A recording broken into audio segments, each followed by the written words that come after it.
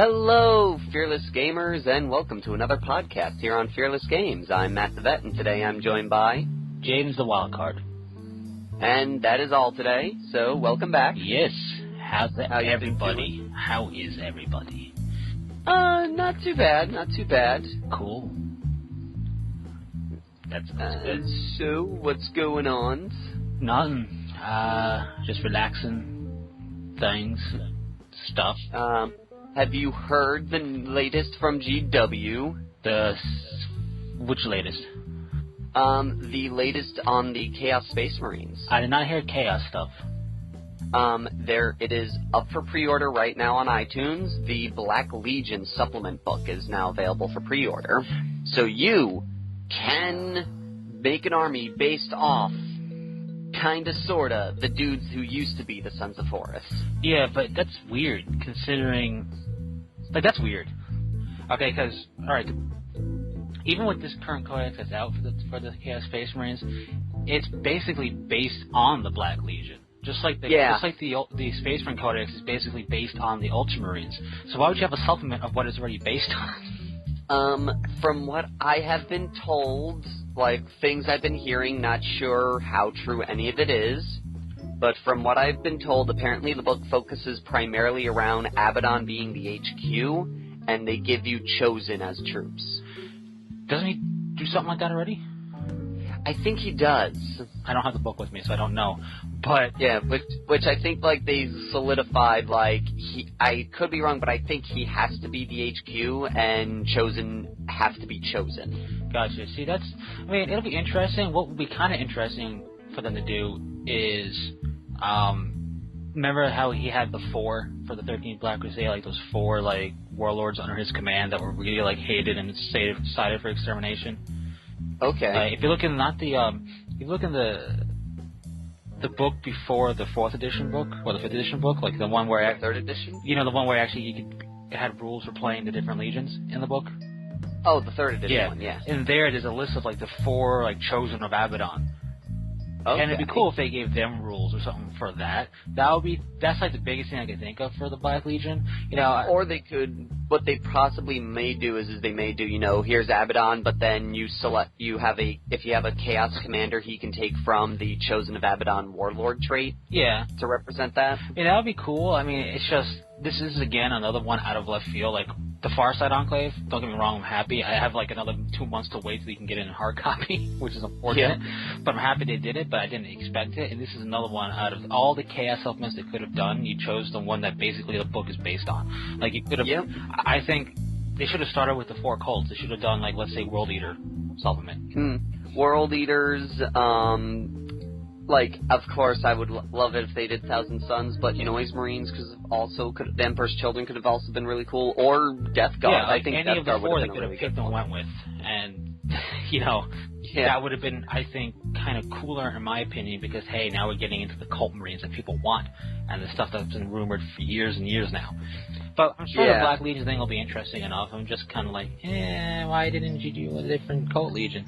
But what I have seen, and I'm not the biggest fan of, not that I'm not the biggest fan of it, but there's been a leak of some of the new Space Marine models coming out. Yeah. And the Centurions, first off, why would they... There's a picture of one of the Centurions without a helmet on it, and it's the dumbest thing since sliced bread, because this is Super Terminator armor. Wear your freaking helmet. What's wrong with you people? I think the whole assault, because there's a shooting type, which is really cool, basically like Terminator Devastators, which is really cool, you know? Like, I like the idea of heavy firepower that way. But it looks like the assault ones have power fist wielding, like, rock-crushing drill things. And it's like, that looks dumb. What's even worse is that they look better if you put orc heads on them and make them mech boys. Yeah, like, I don't think the Centurions look that good in my opinion. I'm a huge Terminator fan, and the concept of what they are is cool. I think the execution is kind of poor. I don't like the way they look. They look a little bit too bulky and cumbersome. I agree. And I do like that new Rhino thing. Oh yeah, that thing looks awesome. That new thing looks really cool. I like the idea that they're going with the vehicle that way. And from my understanding, it counts as a skimmer. I don't know. I haven't seen. If I read some of the pictures correctly, some of it are classifying it as a skimmer. See, I don't know. I haven't read into it, but what I just like the way the gun looks and everything. Like I like the doing more with like the Rhino chassis. And both guns look awesome. Yeah, and the one double one kind of reminds me of the Tortoise dudes from Zoid. Yes, I knew you were gonna say that. It's true that it does, but it's just the Centurion's really cool idea of basically, it's a cool idea. But at the same time, you could have just made a different Terminator squad that wields heavier weapons, like a squad of assault cannon guys or something like that, instead of having this super suit Terminator thing. And also, looking at it, okay, you got power armor, right? Rare. Yeah. Hard to maintain. You got Terminator armor. Some people don't even know how to make it anymore. Most people don't. It's super rare to maintain. Now we got Super Terminator armor. Where did this come? Like, it's like, oh, we opened up a different door in our warehouse, Jimmy, and we got Super Terminator armor now. Oh, great. I love this question that, there's this question on Bell of Lost Souls regarding the suit within a suit. Yeah. And it goes, where are the pilot's arms? Answer. They are crossed over his chest in the front behind the big torso plate and the secondary weapons, and the pilot actually steps into the suit from behind. The top sections hinges up. You can see the harness that straps him in, and the back of the suit opens up to allow access. Weird. Yeah, it's like, so he's sitting there cross-armed, then how's he controlling the thing? Yeah, I don't know. The new Veteran Squad box looks pretty cool. Oh yeah, the idea that they're doing with that is cool. I mean, if I haven't seen the supposed Sterngard Tactical Squad box, but I haven't seen that either. But if it is true, it's cool and kind of lame at the same time because it'll be a 5-man box instead of a 10-man box most likely, and you probably have to spend a bit more overall to get a 10-man Tactical Squad because of that. I do like the new Chaplain. I'm like meh about the new Librarian. I think it's the floating baby that makes him look like he's a Sisters of Battle unit. Yeah, I mean, the floating baby's a classic thing, and they're trying to bring that classic thing back. It's just, I just feel like the Librarian models were fine, and it's just another one, and because I don't use them, it's just another model I'm never going to use. What I do plan on is picking up the Hunter box. That's the tank, that's like the siege tank thing with the Rhino chassis. Right. And purchasing it now so that when 7th edition comes around and Dark Angels are allowed to have it, I have it when it's only $60 instead of $100. Yeah, I mean... So all you Dark Angel players who want it probably should pick it up now. It's just, I don't know what... The idea of like a beefier Terminator suit, again, like I said, it looks like they got like double las cannons, like it's feeling like that's cool. Yeah. Like I like the idea of Terminator being able to wield things and start reaching out and touch. It's the melee one that's kind of weird. Yeah. And it's just the suit. It looks too bulky, cumbersome for what and the Terminator is already a cumbersome thing. It doesn't look like it would be effective. Like at least the Terminator armor, power armor, and even the Dread Knight thing that the Grey Knights have and all that, it looks effective. This looks like it's an ineffective thing. They look very much like statues. Yeah, like, and I don't know what their deal is. I don't know. It's just weird. I was a little disappointed based on the hype of like what it's gonna be, like just like the description of it, and then I see what it is, and I'm kind of like, good thing I don't have those. Basically. Another interesting thing is that one, apparently the Black Templar will become a supplement codex for this dude, supposedly. We'll see. Then also, supposedly, this codex will be larger than the Eldar codex. I think it's listed as like 172 pages. Okay. Whereas the Eldar codex was 104. All right. But it's going to be a price increase of $58. That'll be weird. And here's a link to Vanguard's, the Sterngard. Yeah. I mean, the Vanguard thing that I saw, that picture of it, that was cool. Like, making new plastic Space Marine power armor models, I'm always a fan of because they always look good.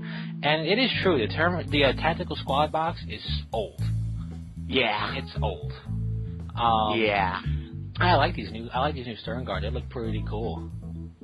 They look more dynamic. Yeah, they look more dynamic, and they look cool. I mean, I don't know how to put it. They just look more like the part. Not that they look more the part. It looks refreshing. You know, it's a little bit more ornate and it looks better that way. I don't know. And speaking of GW stuff, Lizardmen came out. Yeah, my army's daddy, supposedly in the old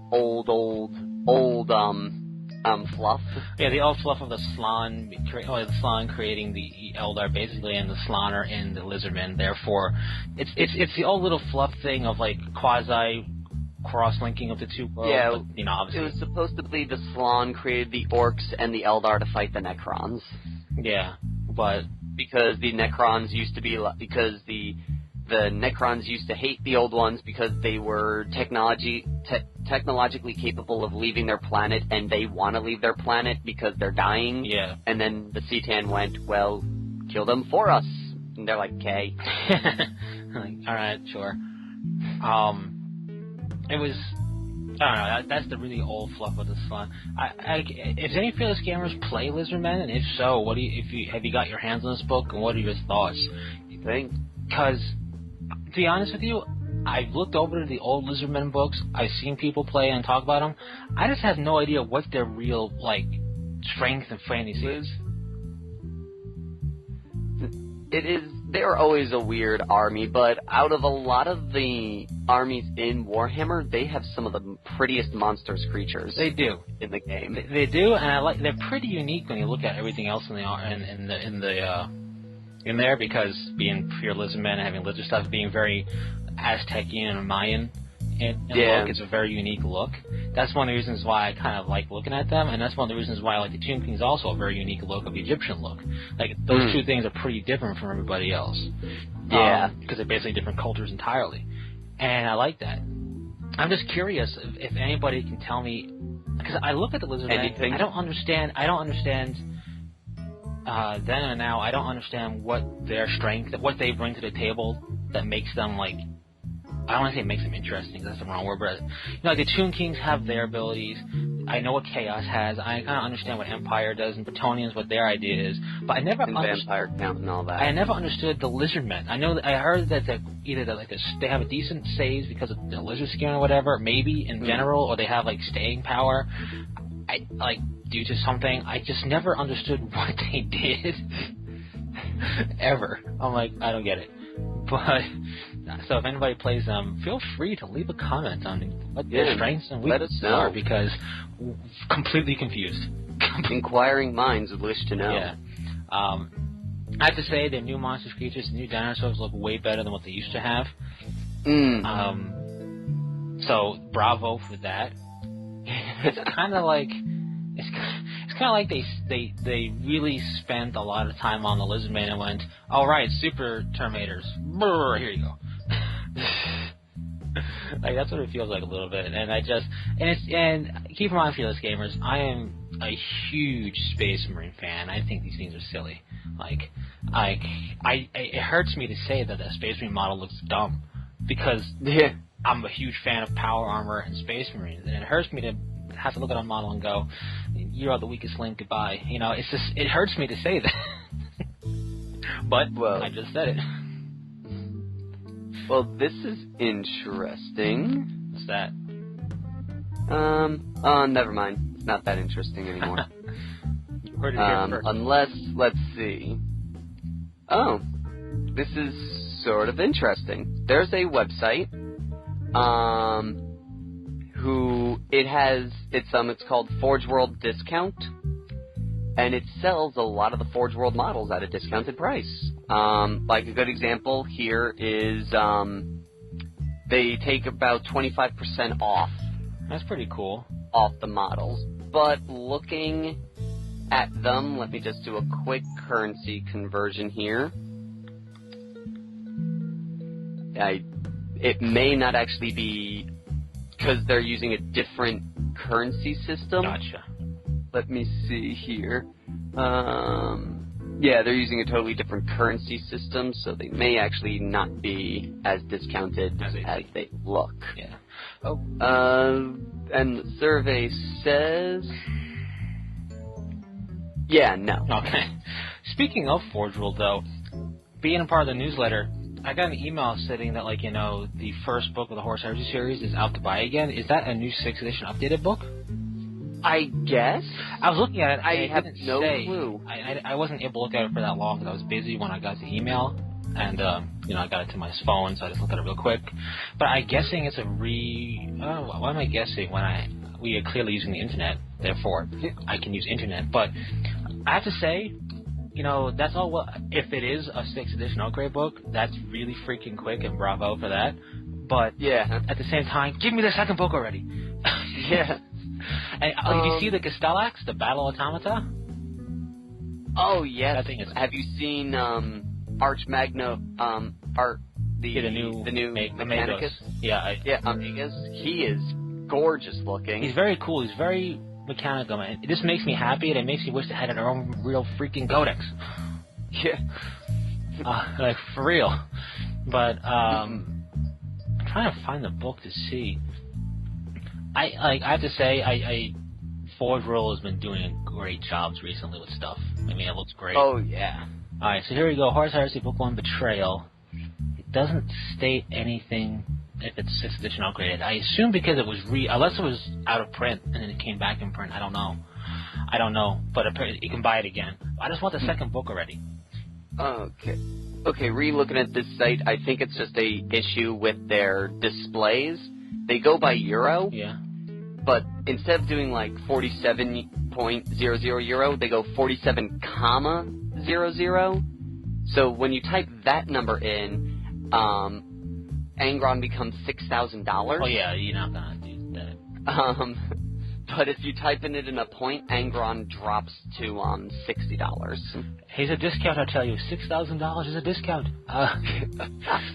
But yeah. No, that new Mechanicum stuff, I'm like, I have to get that Mechanicum dude for my army. I just love this Battle Automata and the things they have, and this new dude. It's just like, GW, get the hint, make a Mechanicum army. What do you do? What I plan on doing actually is I plan on getting that one dude to make him a new HQ character. And if they ever make Skitarii forces, then he's going to have them. Yeah. Well, they kind of have. They don't have Skitarii, but those Phallus cohorts, you can they represent troop choices, I think. Well, I mean, just in terms of look. Yeah. And then I'm gonna get a bunch of those thorax cohorts. Yeah, those things are basically troops. Well, they're Terminators, base stands. Yeah. So I'm gonna use them as Ogrons. No, that's one way to do it. But yeah, I really like the look of what they got going on with Mechanicum. And here's a perfect example: the Castellax Battle Automata. It looks big and clunky, and it is. When you have a picture of the Terminators, it's big and clunky.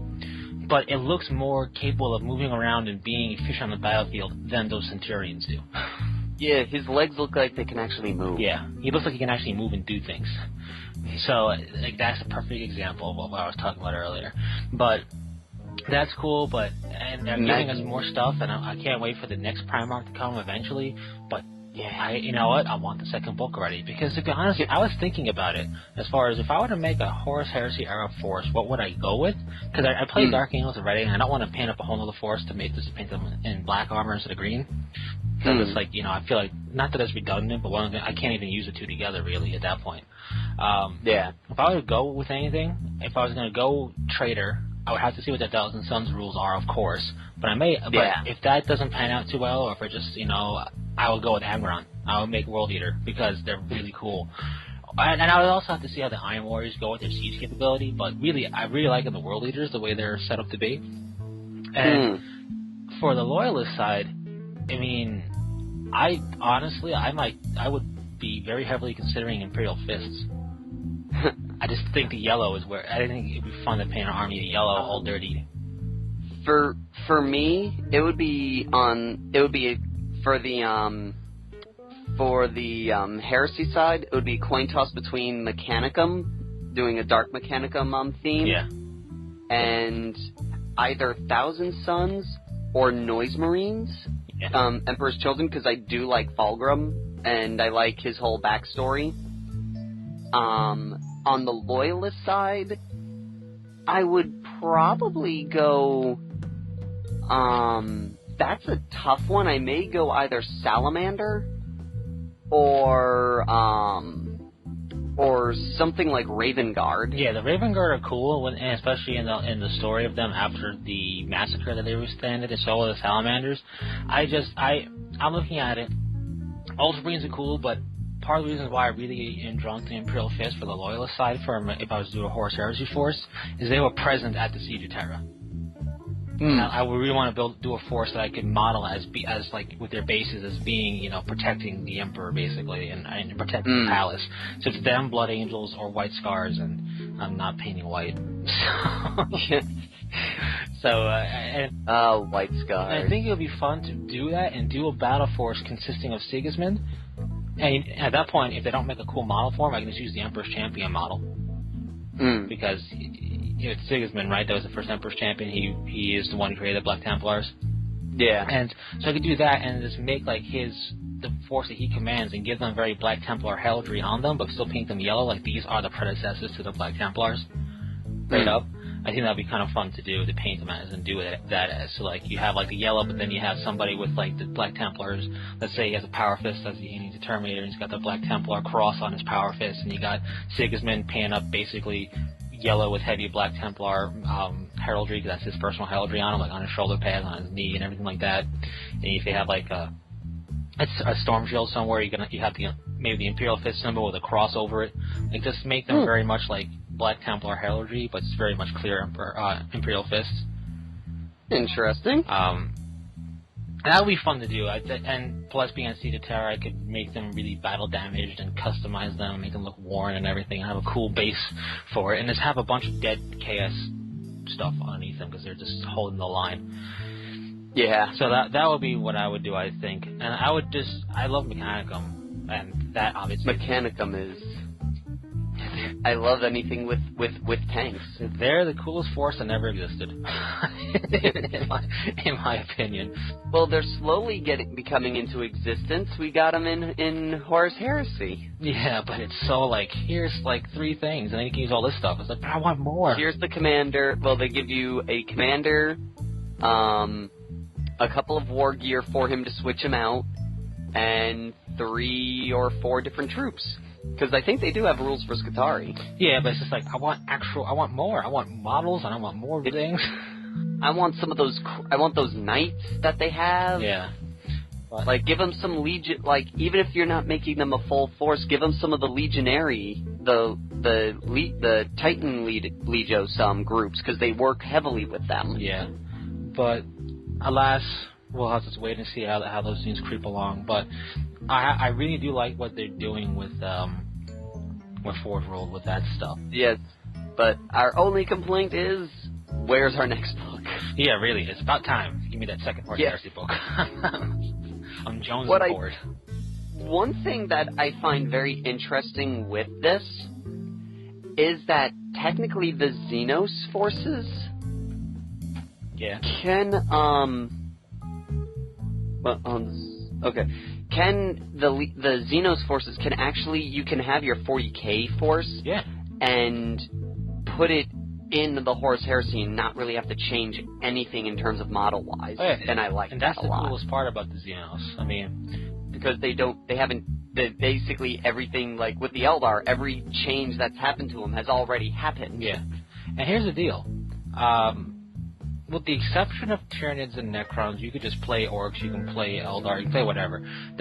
You can even play Demons, they're trying to corrupt. Very easy. Yeah. But with, and having a Soul Grinder at that point would make sense because it's the Heresy, we have some Dark Mechanicum now.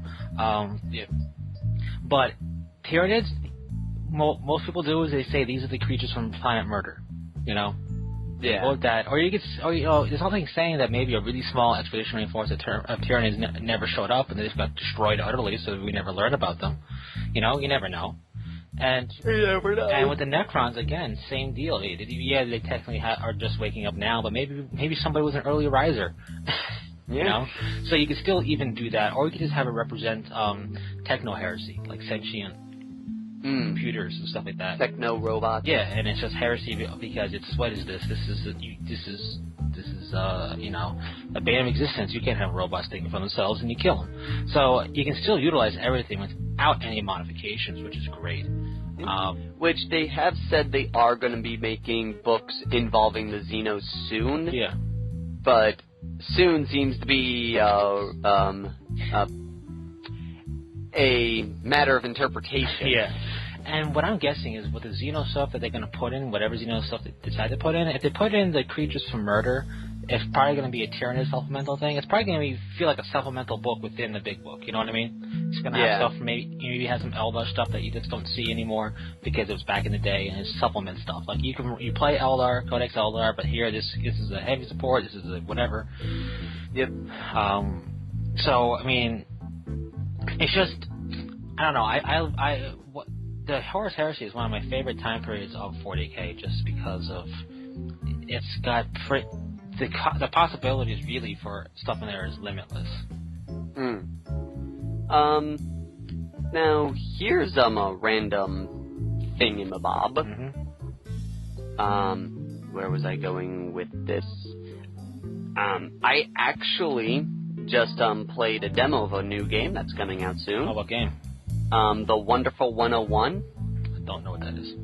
It's a game on the Wii U, and there's literally 100 heroes, and the 101st one is you. Gotcha. It's made by the same guys that did Viewful Joe and Bayonetta. Okay. And what it is you're basically these group of superheroes trying to fight this army called the Geth Jerk. And they invaded Earth, and your big thing is you have this thing called Morph Mode, where you can Unite Morph, where you can turn into different weaponry by uniting superheroes together. Like one makes a giant sword, so the sword's made out of the heroes, then it gets all energy infused, so it doesn't just look like a bunch of dudes sitting on top of each other. You can make a fist. There's a gun, and what's neat about the gun is the gun actually shoots bullets made out of superheroes, and when they hit their dude, they run back into the group. That's funny. I like that. That's very... And they execute the use of the game tablet pretty well, I have to say. Oh, yeah. And the more I am exposed to the game's content, the more I'm interested in playing it and owning a copy. Gotcha. It's actually pretty neat. And did you hear what happened with Batman? No, I did not. Arkham Origins? I did not hear what happened with that. They tacked on a multiplayer mode now for online. Interesting. It's basically, from the video clips that I saw, it looks like it's Capture the Flag with 3 factions, Bane, Batman, and the Joker. Weird, but okay. So you either play as, like, a Batman character like Robin or Huntress or Batgirl.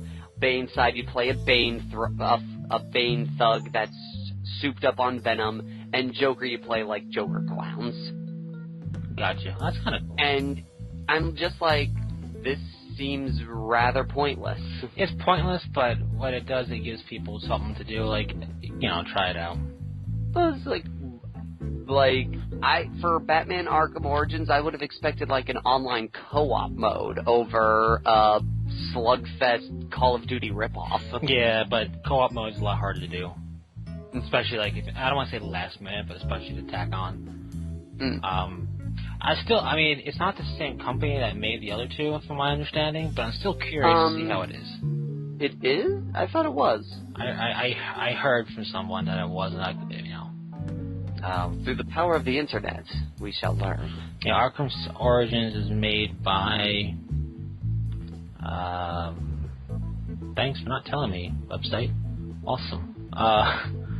It is made... The publisher is Warner Brothers Interactive Entertainment. Uh-huh. Developers is Warner Brothers Games Montreal. Additional work by Splash Damage multiplayer. Yeah, I'm looking at it.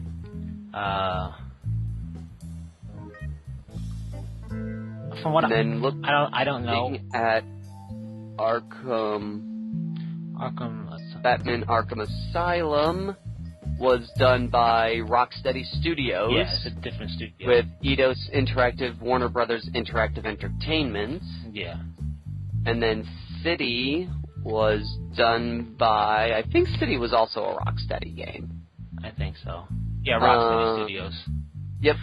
So no more Rocksteady. It is changing groups, which is why which some people are worried about it. I'm gonna give the benefit of the doubt, and I'm not gonna say anything until I see the game.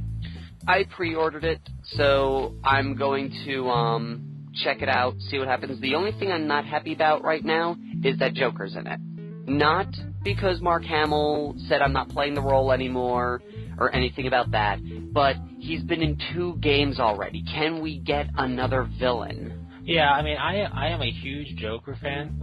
Don't get me wrong, but he's my favorite Batman villain. But it would be cool to same here. He's my favorite Batman. He's my favorite DC villain, I think. But it would be cool to have some new. I mean, there is new blood in there. Yeah. Oh, that was the thing. It was very good in the beginning. It's like, oh wow, we got Black Mask, we got Deathstroke, we got Copperhead, we've got characters that we haven't seen before, and then Joker appears, and I'm like, really, guys? Are you afraid that the game's not gonna sell if Joker doesn't appear in the game? To be honest, that's probably a big... I mean, what do the Fearless Gamers think? Do you think the Joker's there as fan service so people will go, okay, Joker's here, I can take this seriously? Because I think that's part of it. Yeah. If anybody else can chime in, of course, and I like to read some of those comments. But especially with some of the hints in Arkham City, they prelude to a game where the Scarecrow's the main villain. Yeah. I would just like to see some other stuff. I would have loved, because there's an Easter egg in Arkham City where you go onto a boat, and the boat inside of it is this dude who dies after being pumped up on so much fear toxin. Yeah. And you see all these cages filled with cockroaches, and you see all these shipping orders and all these different things and this giant map of the city, and it looks like they're going to do an Arkham game where Scarecrow spreads his fear toxin through Gotham. Yeah. And that looked interesting. It looked interesting, but at the same time, we had a good thing with Scarecrow in the first game. I'd like to see more, but I would like to see somebody brand new be the main guy. I wouldn't mind if, having new characters would be cool. I wouldn't mind if one of the side characters from the last 2 games was a main villain. I just, granted, Joker may only be in Origins for 2 minutes and then gone, but as of right now, like you said, it feels like they're tacking him on in hopes that that'll make you buy the game. Well, and, I mean, it's a good tactic, because people love the Joker. I love the Joker. And the thing is, though, also, if you think about it, I'm not a huge DC comic book reader. I don't know. I know of different Batman villains, but I don't know all of them. And I think some of those villains are just so nobody really knows. People know Penguin, people know Joker, people know Two-Face, Riddler. But Catwoman. Yeah, and people know Scarecrow. People know some of those. But aside from that, I mean, it sounds like I'm listing off a decent amount of names, but some of them are side villains or lesser villains. But aside from that, when you start getting into Black Mask, you start getting into even Solomon Grundy, you start getting into stuff like that, people are sitting there scratching their heads. Yeah, this is the funny thing. I knew of Solomon Grundy. I didn't know he was a Batman villain. Yeah. I thought he was like a Superman or Flash villain. Yeah, I could see that.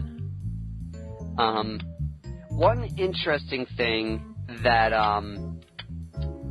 that I've always thought about, which is I think one of the major problems with making Batman games is that whenever Batman has a classic villain, aside from the Joker, like when it's the Penguin, when it's Two-Face, when it's Riddler, if it's just about that character, it's usually a one-issue thing. His big, grand story arcs tend to be focused around a dude and then a crime organization or gang-type circuit that he has to go through. And I think that's one of the major issues with a lot of Batman games, is because sometimes it just doesn't feel right. Yeah. Which is why I was very happy about Black Mask being in the game. It's like, oh, cool, it's a mob thing, so you can have hired hitmen like Deadshot and Deathstroke. You could just have normal thugs because that's what he does, and it will make sense. Yeah. That's kind of like why Arkham Asylum worked so well is Joker had like really a handful of dudes that were actually there under his orders, and the rest were just criminals that went, screw it, I'll work for the Joker if I can get out of Arkham. Exactly. And I like that. They did a good job with the first two. And also, my thing with Batman is the Batman games are a lot of fun. But, there were I enjoyed them. They were done well, but he is, it's kind of somewhere to say this, but he's just Batman. Yeah. You can only go so far. You only can throw certain thug level things, certain things at him. Like, and you only can use Batman tech and dodging so much to say why he doesn't get killed with a bullet. And it's just like he's still a peak level man, and like I said, in my opinion, he has a superpower being perfect at everything. That to me is a superpower, because it's physically impossible to be everything he is in one lifetime. You just can't be multi-billionaire, genius level intellect, world's best detective, master martial arts of everything in one lifetime. But it's at the end of the day, you throw enough thugs at him, he's gonna get taken down. And how do you make that interesting? And then who do you use for that? Because when you think about it, a lot of Batman's villains, he can just disable in one strike basically if he gets the jump on them. Like Two-Face, he's cool, but you punch him in the face, he doesn't have anything going for him. Yeah, no. A lot of Batman villains tend to be thugs with defects, like physical defects that make them deformed and society casts them out. Yeah. Very few of them have, like, superpowers. And it's just also some of those villains, in my opinion, like the Penguin and the Riddler. Like, the Penguin, I don't think you could have a whole game based on the Penguin as the main villain, because he's very much like arms dealer. It's very much like... Yeah. It wouldn't be the most exciting thing. The Riddler, it would make for a pretty interesting puzzle-style game. But, like a platformer game with him. And puzzling, but it's just, at the end of the day, it's just a whole lot of dodge the traps, basically. Which make it kind of old, punch a thug here and there. When you go with Two-Face, you have more possibility there, but still, once you confront Two-Face, it's like, okay, over, done with. Yeah. Really, I think a game centered around Bane would be awesome, because Bane is often used in these games as just a really big boss fight, really tough to fight. But he's a genius as well, and it would be cool to show both aspects of Bane in a game.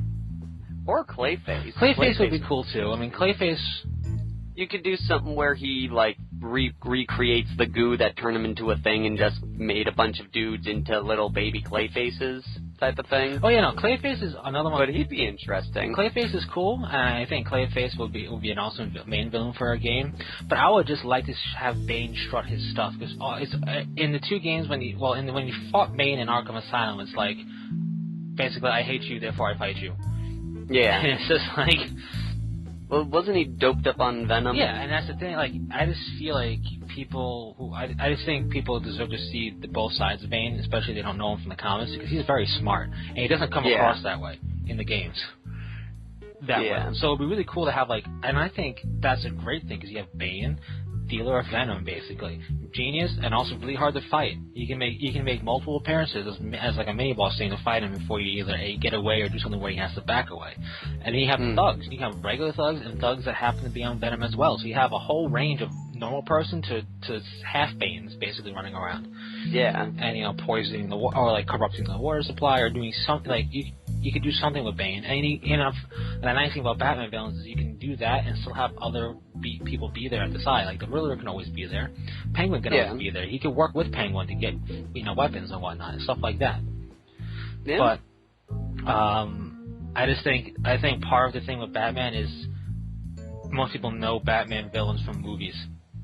Yeah. And all the movies.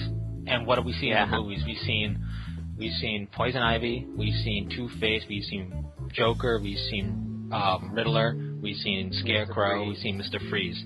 Ra's al Ghul. And that also, I think that threw people for a loop too, and didn't know who that was. But But aside from that, who else? I think I listed everybody.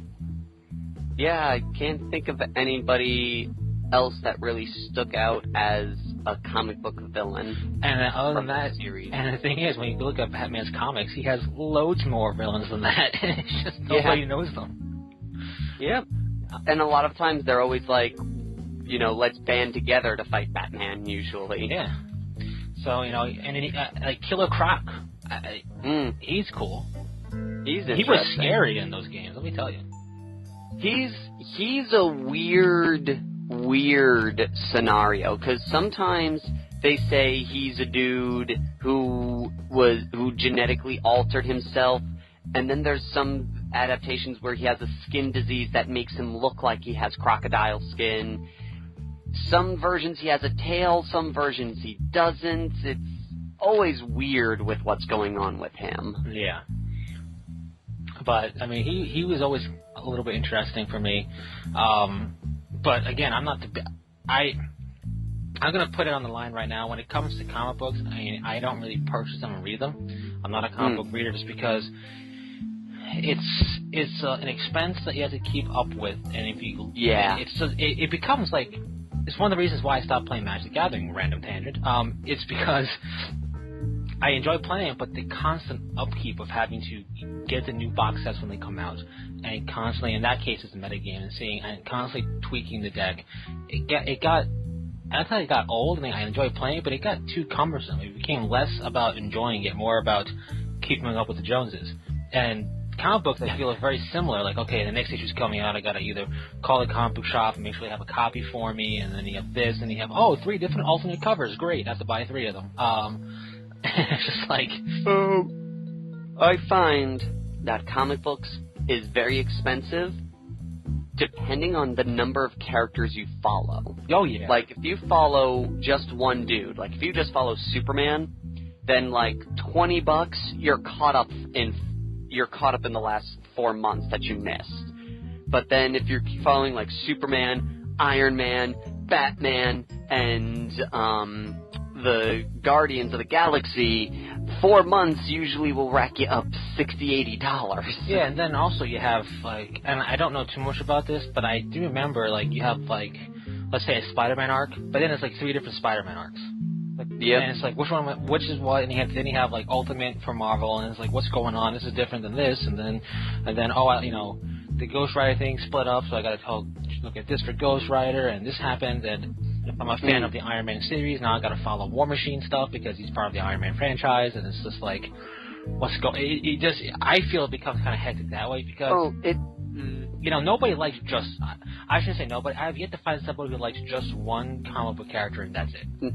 I've discovered, at least with me, like, that happens, like, when Green Lantern, for a while, I was just following Green Lantern, and during the Brightest Day, and the Blackest Night, and the Sinestro Corps War, and, the recent one, Wrath of the First Lantern, yeah, I only follow Green Lantern, but he was spread out over 5 different character comic books.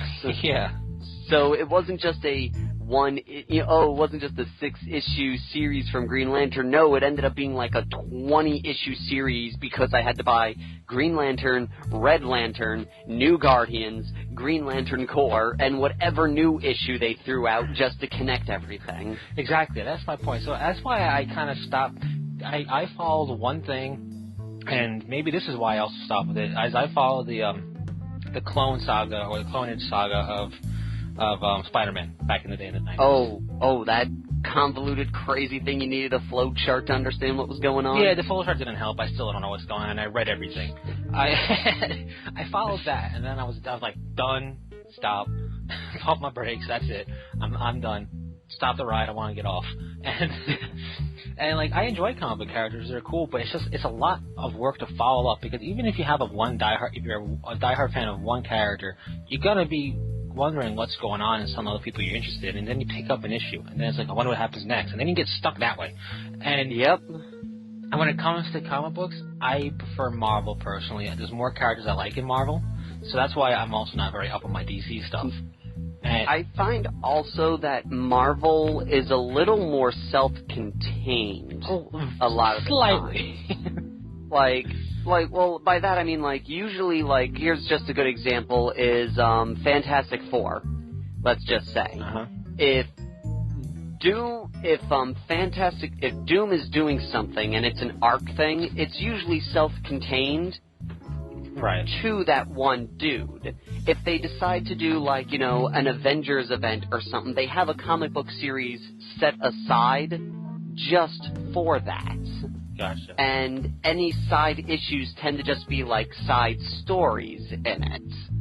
At least as I've noticed it in some of the arcs that I've followed, they've always picked a comic book and kept the series in that comic book.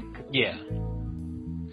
I don't know, it's just like, and then when you have I find stemming from the whole being a comic book and being its own universe and story of characters, you have people who are obviously you have the fans from the comic book. I'm not going to be, you know, one of those people who say the true fans or the real fans or anything like that. You have the fans in the comic book. Then you have the fans, people who got into, let's just use Spider-Man as the example, because I think everybody who's listening knows Spider-Man. Yeah. They saw Spider-Man maybe from the shows, cartoon shows here and there growing up, or let's just forget TV shows altogether real quick and just say movie. Okay. And they get into Spider-Man from the movie. And maybe from there they try and read some issues. Maybe they just follow them from the movie and do a little bit of research on a Wikipedia site, whatever. But using Spider-Man, you know, what have we seen in movies really as villains? We've seen Green Goblin, we've seen a Venom thing.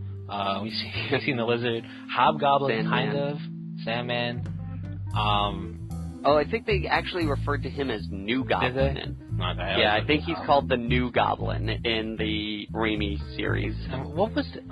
All right, now I'm drawing a complete blank. Oh, and Doc Ock. I forgot all about Doc Ock. Which is odd, because that movie was the only time I actually liked Dr. Octopus. The actor did a good job with Doc Ock. Oh, they did a masterful job with him. Like I said, that was the only time I was interested in Dr. Ock. But then you have, but when you have that, and then you have the other fans are going, oh, they should do this, or if they did some of the more outlandish. I mean, now Venom was pretty, as a character goes, Venom's pretty out there. Yeah. So they did that. I'm not going to say they did it particularly well, but they did that. But if you start looking at some of the other stuff, like the Hive or whatever he's called, and the Vulture, Scorpion, Mysterio. Yeah, when you start busting out some of his other comic book villains, you're going to have people going, what's going on here? This is weird. And then you're going to have the fans going, this is awesome. And I think Batman, like we were saying with the games, is a similar scenario. Yeah. And to be perfectly honest, if they ever do Mysterio in Spider-Man, I think Bruce Campbell would be awesome. There you go. But, because Batman's basically a grittier, more popular, I don't want to say modernized, but basically modernized Dick Tracy. Yeah.